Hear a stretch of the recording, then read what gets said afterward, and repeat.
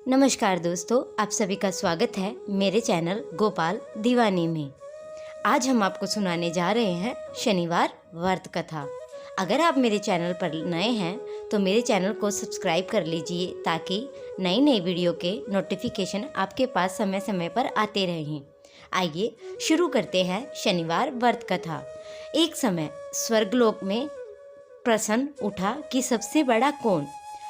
प्रश्न 9 ग्रहों में वाद विवाद हो गया। विवाद इतना बड़ा कि परस्पर भयंकर युद्ध की स्थिति बन गई।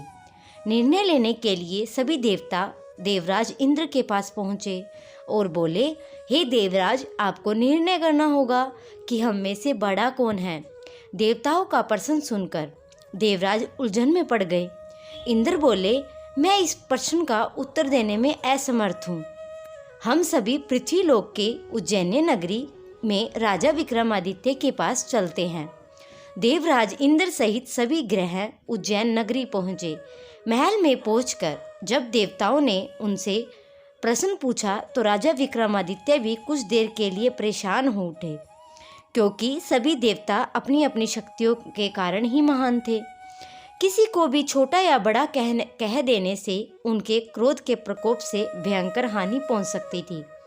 अचानक राजा विक्रमादित्य को भी एक उपाय सूझा, तो उन्होंने विभिन्न धातुएं स्वर्ण, रजत, कांसा, तांबा, शीशा, रागा, जस्ता, अवरक व लोहे के 9 आसन बनवाए। धातुओं गुणों के अनुसार सभी आसनों को एक दूसरे के पीछे रखवा कर उन देवताओं को सिंहासन पर बैठने को कहा। देवताओं के बैठने के बाद राजा विक्रमादित्य ने कहा, आपका निर्णय तो समय ही हो गया। जो सबसे पहले सिंहासन पर विराजमान है वही सबसे बड़ा है।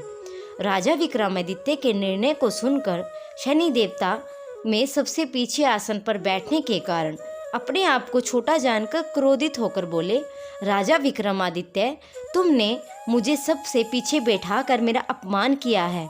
तुम मेरी शक्तियों से परिचित नहीं हो। मैं तुम्हारा सर्वनाश कर दूंगा।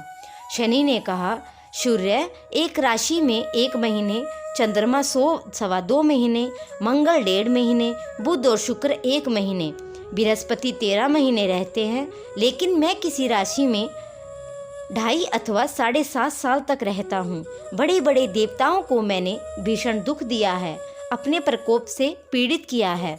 राम को 7.5 के कारण ही वन में जाकर रहना पड़ा और रावण को 7.5 के कारण ही युद्ध में मृत्यु का शिकार बनना पड़ा। राजा अब तो मेरे प्रकोप से नहीं बच पाएगा। और इतना कहकर अन्य देवता तो प्रसन्नता के साथ चले गए, परंतु शनि देव बड़े क्रोध के साथ वहां से विदा हुए। राजा विक्रमादित्य पहले की तरह न्याय करते रहे। उनके राज्य में सभी सुख आनंद से जीवन यापन कर रहे थे। कुछ दिन ऐसे ही बीत गए। उधर शनि देवता अपने अपमान को भूले नहीं थे। विक्रमादित्य से बदला लेने के लिए एक दिन शनि देव ने घोड़े के व्यापारी का रूप धारण कर लिया और बहुत से घोड़ों के साथ उज्जैन नगरी पहुँचे। राजा विक्रमादित्य ने राज्य में ऐसे घोड़े कभी भी नहीं देखे थे। उन्होंने अश्वपाल को कुछ घोड़े खरीदने के लिए भेजा। घोड़े बहुत कीमती थे। अश्वपाल ने जब वापस लौटकर इस संबंध में बताया तो राजा विक्रमादित्य ने समय आकर एक सुंदर और शक्तिशाली घोड़े को पसंद किया। घोड़े की चाल देखने के लिए राजा उस घोड़े पर सवार हुए तो वह घोड़ा बिजली की गति से दौड़ पड़ा। तेजी से दौड़ता घोड़ा राजा को एक दूर जंगल में ले गया और राजा को वहीं गिराकर जंगल में गायब हो गया। राजा अपने नगर को लौटने के लिए जंगल में भटकने लगा, लेकिन उन्हें लौटने का कोई रास्ता नहीं मिला। राजा को भूख प्यास लग गई। बहुत घूमने के बाद उन्हें एक चरवाहा मिला। राजा ने उससे पानी मांगा। पानी पीकर राजा ने उस चरवाहे को अपनी अंगूठी दे दी और फिर उससे रास्ता पूछकर वह जंगल से निकलकर पास के नगर में पहुंचा। राजा ने एक सेठ की दुकान पर बैठकर कुछ देर आराम किया और सेठ ने राजा से बातचीत की तो राजा ने उसे बताया कि मैं उज्जैन नगरी से आया हूँ।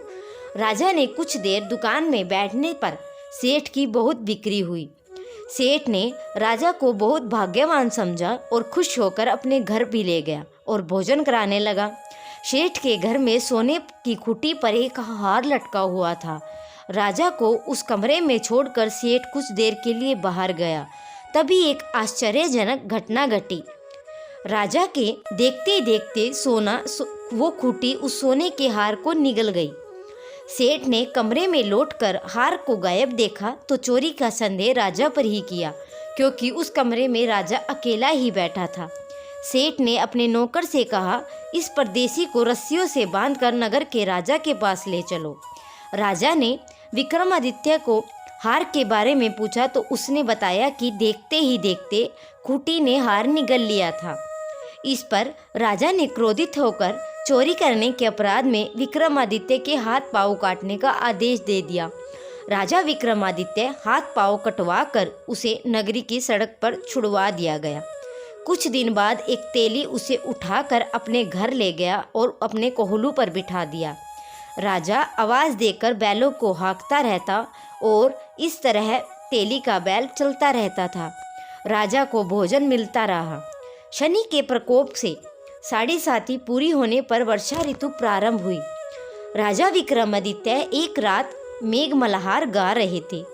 तभी नगर के राजा की लड़की राजकुमारी मोहिनी रथ पर सवार उस तेली के घर पहुंची।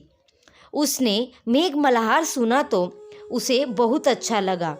दासी को भेजकर उसने गाने वाले को बुला लाने को कहा। दासी ने लौटकर राजकुमारी को अपंग राजा के बारे में सब कुछ बता दिया। राजकुमारी उस मेघ मल्हार पे बहुत मोहित हुई, अतः उसने सब कुछ जानकर भी अपंग राजा से विवाह करने का निश्चय कर लिया। राजकुमारी ने अपने माता पिता को जब यह बात कही तो वे हैरान हो गए। रानी ने मोहिनी को समझाया, बेटी तेरे भाग्य में किसी राजा की रानी होना लिखा है, फिर तू उस अपंग से विवाह करके अपने पाँवों पर कुल्हाड़ी क्यों मार रही है। राजकुमारी ने अपनी जिद नहीं छोड़ी। अपनी जिद पूरी कराने के लिए भोजन करना छोड़ दिया और प्राण त्याग देने का निश्चय कर लिया। आखिर राजा रानी विवश होकर अपंग विक्रमादित्य से राजकुमारी का विवाह कराना पड़ा।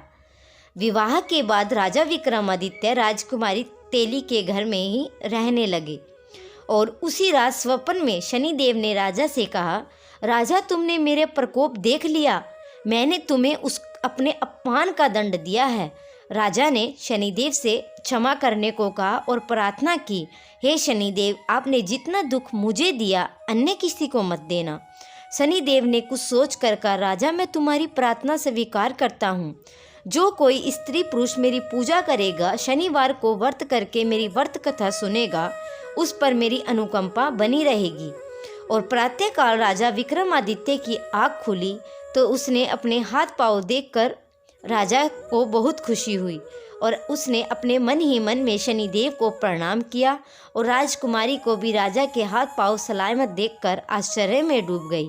तब राजा विक्रमादित्य ने अपना परिचय देते हुए कहा, शनिदेव के प्रकोप की सारी कहानी सुनाई। सेठ को इस बात का जब पता चला तो वो दौड़ता हुआ तेली के घर पहुंचा। राजा के चरणों में गिरकर क्षमा मांगने लगा। राजा ने उसे क्षमा भी कर दिया, क्योंकि यह सब तो शनि के प्रकोप से हुआ था। सेठ राजा को अपने घर ले गया, उसे भोजन कराया। भोजन कराते समय फिर से एक आश्चर्यजनक घटना घटी। सब देखते देखते उस खूंटी पर हार वापस आ गया। सेठ जी ने अपनी बेटी का विवाह भी राजा के साथ कर दिया और बहुत से स्वर्ण आभूषण धन आदि देकर राजा को विदा किया।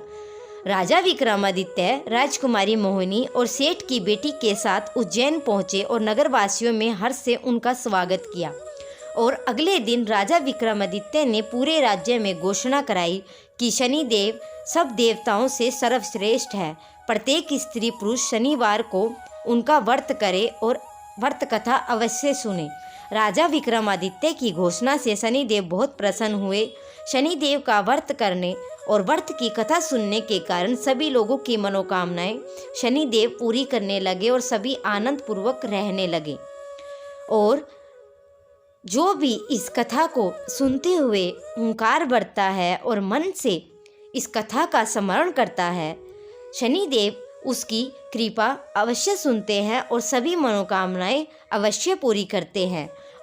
अगर आप सभी को ये वीडियो अच्छी लगी हो तो मेरे चैनल को लाइक करें, सब्सक्राइब करें और कमेंट में जय श्री शनिदेव अवश्य लिखें। जय श्री शनिदेव दोस्तों।